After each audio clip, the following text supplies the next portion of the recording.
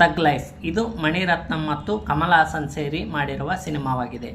ಚೆನ್ನೈನಲ್ಲಿ ನಡೆದ ಕಾರ್ಯಕ್ರಮದಲ್ಲಿ ಕನ್ನಡ ತಮಿಳಿನಿಂದ ಹುಟ್ಟಿದೆ ಎಂಬ ಹೇಳಿಕೆ ನೀಡಿದ ಕಮಲ್ ಹಾಸನ್ ಸಿನಿಮಾ ಕರ್ನಾಟಕದಲ್ಲಿ ಬ್ಯಾನ್ ಮಾಡಲು ಒತ್ತಾಯಿಸಲಾಗಿತ್ತು. ಕರ್ನಾಟಕದಲ್ಲಿ ಸಿನಿಮಾ ಪ್ರದರ್ಶನ ಕೂಡ ಆಗಿರಲಿಲ್ಲ. ಒಂದು ವೇಳೆ ಸಿನಿಮಾ ಕರ್ನಾಟಕದಲ್ಲಿ ರಿಲೀಸ್ ಆಗಿದ್ದರೂ ಕೂಡ ಅದನ್ನು ಜನರು ತಿರಸ್ಕರಿಸುತ್ತಿದ್ದರು ಅಂತ ಅನಿಸುತ್ತೆ. ಯಾಕಂದರೆ ಸಿನಿಮಾ ಆಗಿದೆ.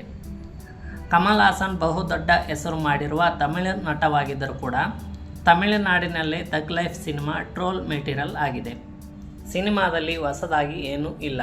ಹಳೆಯ ಕತೆಗೆ ಹೊಸ ನಟ ನಟಿಯರು ನಟಿಸಿದ್ದಾರೆ. ನಿಜ ಹೇಳಬೇಕಂದ್ರೆ ನನಗಂತೂ ಸಿನಿಮಾ ಇಷ್ಟ ಆಗಲಿಲ್ಲ. ಇದೊಂದು ಗ್ಯಾಂಗ್ಸ್ಟರ್ ಕಥೆಯನ್ನು ಆಧರಿಸಿದ ಸಿನಿಮಾವಾಗಿದೆ. ಸಿನಿಮಾ ಪ್ರಾರಂಭವಾಗುವಾಗ ಒಂದು ಬಿಲ್ಡಿಂಗ್ ಮೇಲೆ ಗ್ಯಾಂಗ್ಸ್ಟರ್ಸ್ ಮತ್ತು ಪೊಲೀಸರ ನಡುವೆ ಫೈರಿಂಗ್ ಆಗುತ್ತೆ. ಆ ಫೈರಿಂಗ್ ಯಾಕಾಯಿತು ಎನ್ನುವುದು ಗೊತ್ತೇ ಆಗೋದಿಲ್ಲ. ಆದರೆ ಸಿನಿಮಾ ಕತೆ ಇಲ್ಲಿಂದ ಪ್ರಾರಂಭವಾಗುತ್ತೆ. ಕಮಲ್ ಹಾಸನ್ ಹೆಸರು ಈ ಸಿನಿಮಾದಲ್ಲಿ ಶಕ್ತಿವೇಲ್ ಆಗಿರುತ್ತೆ. ಫೈರಿಂಗ್ ಟೈಮ್ನಲ್ಲಿ ಅಮರ್ ಸಿಗುತ್ತಾನೆ. ಅಮರ್ನನ್ನು ಶಕ್ತಿವೇಲ್ ಬೆಳೆಸುತ್ತಾನೆ. ಆ ಟೈಮ್ನಲ್ಲಿ ಅಮರ್ ತಂಗಿ ಅಲ್ಲೇ ಮಿಸ್ ಆಗ್ತಾಳೆ. ಅಮರ್ ಮತ್ತು ಶಕ್ತಿವೇಲ್ ಚೆನ್ನಾಗಿರುತ್ತಾರೆ. ಅಮರ್ ತಂದೆ ತಾಯಿಯನ್ನು ಸಾಯಿಸಿದ್ದು ಶಕ್ತಿವೇಲ್ ಅಂತ ಅವರ ತಮ್ಮ ಮತ್ತು ಅವರ ಕಡೆಯವರು ಹೇಳಿರೋದರಿಂದ ಶಕ್ತಿವೇಲ್ ಮೇಲೆ ಅಮರ್ಗೆ ಕೋಪ ಬರುತ್ತೆ. ಒಂದು ಸಲ ಶಕ್ತಿವೇಲ್ಗೆ ಹೊಡೆದು ಹಿಮಪರ್ವತದಿಂದ ಕೆಳಗೆ ತಳ್ಳುತ್ತಾರೆ. ಆದರೆ ಶಕ್ತಿವೇಲ್ ಸಾಯುವುದಿಲ್ಲ. ಮತ್ತೆ ಬಂದು ಎಲ್ಲರ ಮೇಲೆ ಸೇಡು ತೀರಿಸಿಕೊಳ್ಳುತ್ತಾನೆ. ಇದು ಸಿನಿಮಾದ ಆನ್ಲೈನ್ ಸ್ಟೋರಿಯಾಗಿದೆ.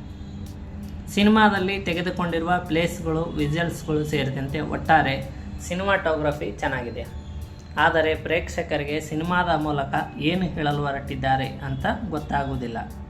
ಬ್ಯಾಕ್ಗ್ರೌಂಡ್ BGM ಚೆನ್ನಾಗಿದೆ. ಸಿನಿಮಾದ ಹಾಡುಗಳ ವಿಷಯಕ್ಕೆ ಬರೋದಾದರೆ ಕನ್ನಡದಲ್ಲಿ ಡಬ್ ಮಾಡಿರುವ ಹಾಡು ಅಷ್ಟೊಂದು ಚೆನ್ನಾಗಿಲ್ಲ. ಯಾವುದೇ ಒಂದು ಸಿನಿಮಾ ನೋಡಲು ಪ್ರಾರಂಭಿಸಿದರೆ ಸಿನಿಮಾವೇ ನಮ್ಮನ್ನು ಹಿಡಿದಿಟ್ಟುಕೊಳ್ಬೇಕು.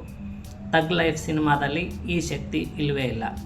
ನಾನಂತೂ ಸಿನಿಮಾ ನೋಡಲೇಬೇಕು ಅಂತ ಪಣ ತೊಟ್ಟು ಕಷ್ಟಪಟ್ಟು ಸಿನಿಮಾ ಮುಗಿಸಿದೆ. ಇಡೀ ಸಿನಿಮಾ 2 ಗಂಟೆ 40 ನಿಮಿಷ ಇದೆ. ಇಷ್ಟೊಂದು ಡ್ರ್ಯಾಗ್ ಮಾಡುವ ಅವಶ್ಯಕತೆ ಇರಲಿಲ್ಲ ಅಂತ ನನಗನ್ಸಿದೆ.